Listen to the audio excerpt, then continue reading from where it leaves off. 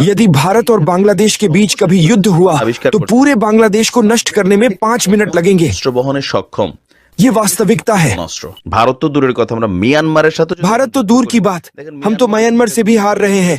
तो वो वहां से निकलना चाहता है, उसको कुछ एग्जाम्पल्स नजर आती। तो ये नहीं देखते कि इसके पास इसकी नीयत क्या है, नीयत तो बदल सकती है ना किसी वक्त भी, देखते हैं इसके पास कैपेबिलिटी क्या है। बांग्लादेश ने जो फड्डा ले लिया भाई, अपने बाप से बड़ा ले लिया, इनको भाई लेने के देने पड़ जाएंगे। अगर आपके पास एक कैपेबिलिटी है तो वो कैपेबिलिटी आप कभी भी इस्तेमाल कर सकते हैं। Exactly sir. आज मेरे पाकिस्तान के लिए एक उदास, अफसुर्दा और तकलीफ दे दिन है। आज 16 दिसंबर है। इसी रोज 1971 में मशरकी पाकिस्तान हमसे अलग और इंडिया में इस दिन को विजय दिवस के नाम से सेलिब्रेट किया गया। कितनी बड़ी तबाही का शिकार होते हैं। ठीक है, और मुल्क की जो तबाही है आप उसको भी देखिए कि पाकिस्तान का जो रेपुटेशनल डैमेज हो रहा है, पाकिस्तान का जो इमेज खराब हो रहा है। अजीब दौल का दौरा है चाइना, इस वक्त पूरी दुनिया की हेडलाइंस बना हुआ है। मतलब जिस मुल्क की इकोनॉमी में से इंडिया माइनस हो जाता है, उस मुल्क की मईशत यानी कि इकोनॉमी को धचका लगता है। बांग्लादेश को भी लगेगा। आपने बड़ी अच्छी बात की कि अफगानिस्तान पाकिस्तान से बेहतर इस वजह से है क्योंकि उसको सपोर्ट इंडिया कर रहा है। गुर्बत, बेरोजगारी, महंगाई, तालीमी मौके का ना होना, करप्शन, बुरी गवर्नेंस, आज़ादियों का ना होना।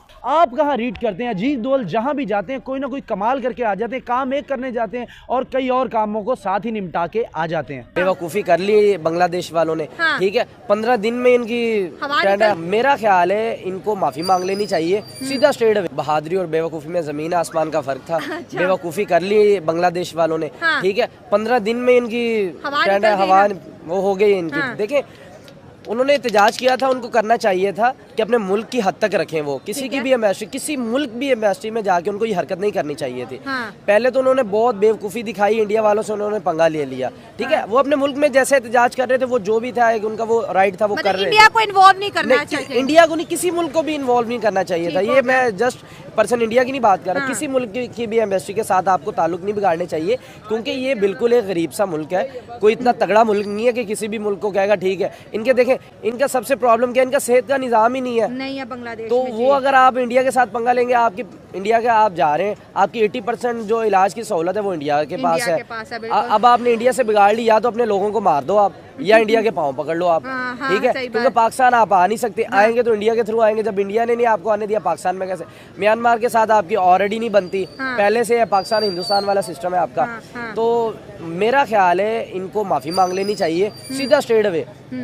और इनके इदारों ने ये काम करवा लिया है और अब वो भी सर पकड़ रहे होंगे भाई हमने करवा क्या लिया। इनकी जो भी खाने पीने की चीजें वो भी इंडिया से आती हैं। सारा कारोबार इंडिया से है। ओवरऑल इनका ये जो इनके बारूद असला वगैरह आर्मी का आता है वो भी वहीं से आता है। इनकी बाइक्स, इनकी गाड़ी, इनके पास खुद का है क्या? इंडिया देता है, मेडिकल वीजा भी, मेडिकल वीजा और बहुत सारी सहूलत। और देखिए यही इंडिया दे रहा है इनको, मतलब जीने के लिए सारी चीजें तो इंडिया से मिल रही है ना इनको। पहले इन्होंने पाकिस्तान को छोड़ा इंडिया के साथ मिलके, अब इंडिया को छोड़ रहे हैं क्या म्यांमार के साथ मिलना? वो तो खुद रुल रहा है भाई। आप किसका सहारा ले रहे हैं? और हिंदुओं पे जिस तरह इन्होंने अटैक किए, फिर मोदी साहब ने कहा कि हिंदुओं पे अटैक करना बंद करें। मतलब कि इतना एंटी इंडिया हो गए थे कि खुद के बांग्लादेशी हिंदुओं को मार रहे थे। देखिए वो इस तरह कर लिया ना उन्होंने, अब वो पछताएंगे। वो एक जज्बे में आगे उन्होंने कर लिया, गलत कदम उठा लिया, अब वो पछताएंगे। देखिए इंसान इंसान है, हम ये नहीं कहते कि हिंदू या मुसलमान किसी की भी जान का नुकसान नहीं होना चाहिए। वो चाहे इंडिया का, चाहे पाकिस्तान का, चाहे बांग्लादेश का। इंसानियत सबसे पहले, मुल्क उसके बाद में बनते हैं। बहुत अच्छी बात। तो ये अब इन्होंने बेवकूफ़ी की है। अब इसकी सजा ये भुगतेंगे कि अब ये रहेंगे ज़मीन पर और इनको 1 साल के लिए तो मेरा नहीं ख्याल कि भी कुछ भी कर ले इनको वीज़े नहीं मिलने वाले, मुंह नहीं लगाएगा कभी भी नहीं। 1-1.5 साल तो आप भूल जाए ना कि बिल्कुल भी इंडिया इनको लिफ्ट ही नहीं कराएगा और ये ज़लीलो ख्वार हो जाएंगे। जो इनकी इज्जत बनी थी, जो इन्होंने पूरी दुनिया में एक इम्पैक्ट फेंका था कि भाई हमें खुद मुख्तार है, वो सारा इन्होंने ना पानी में डाल दिया। इन्होंने बिल्कुल बेकार सी ये हरकत की है। इन्होंने किसी भी एम्बेसी के आगे जाके एहतजाज करने की, वहाँ पाकिस्तान के इन्होंने नारे लगा के पाकिस्तान को भी इसमें इन्वॉल्व किया। ये भी सबसे बड़ी ज़्यादती इन लोगों ने की कि पाकिस्तान को शो कर रहे हैं कि भाई हमारे प्रोटेक्ट में पाकिस्तान, यानी कि बड़ा अच्छा इन्होंने काम कर लिया था। हम ये नहीं चाहते कि उनके मुल्क में क्या हो रहा था, ये उनका राइट है वो जो उन्होंने किया। लेकिन इन्होंने सारा जो एक अपने सर के ऊपर ताज स्टूडेंट ने सजाया था ना, वो पकड़ के इन्होंने बेड़ा गर्क अपना कर लिया। पूरी दुनिया मिसाल दे रही थी भाई बांग्लादेश को देखें, बंगालियों को देखें, हक के लिए खड़े हो गए, आवाज़ उठाई इन्होंने।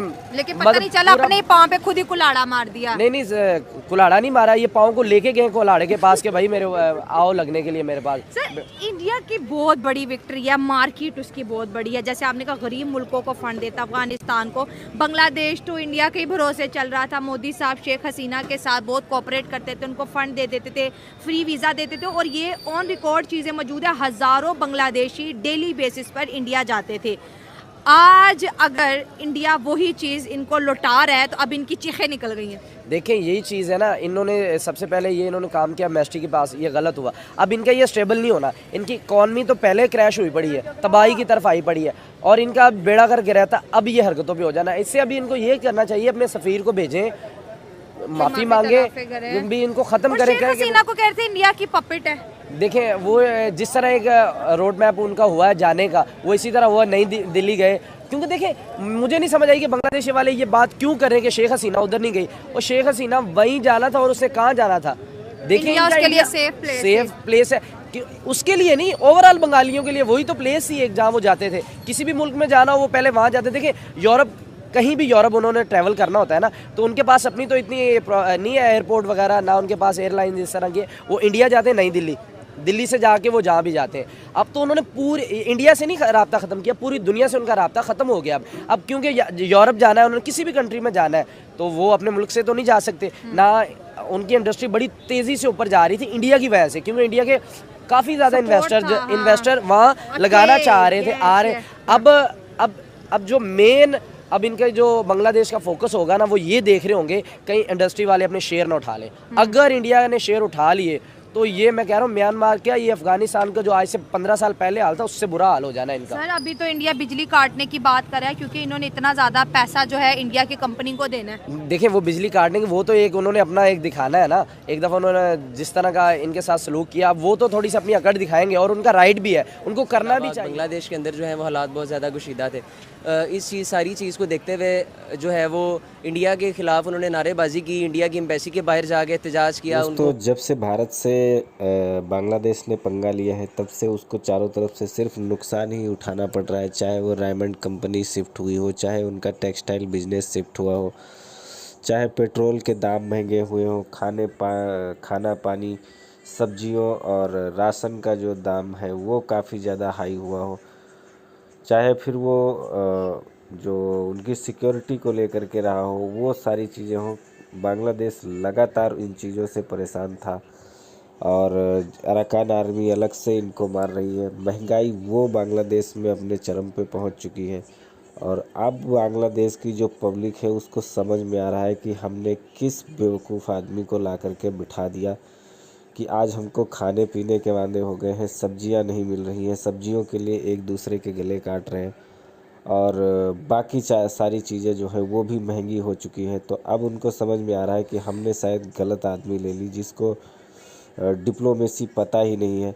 और पाकिस्तान के साथ जो जमाते इस्लामी के लोग हैं, उनके साथ मिलकर के एक पूरे मुल्क को इन्होंने रेडिकलाइज़ कर दिया, और पूरा का पूरा जो पूरे मुल्क की इकॉनमी है उसको गिरा करके मोहम्मद यूनुस ने बर्बाद कर दिया। पेट्रोल आज की डेट में वहाँ पे लगातार महंगा होता जा रहा है, और ये बात करते हैं इंडियन आर्मी से लड़ने की।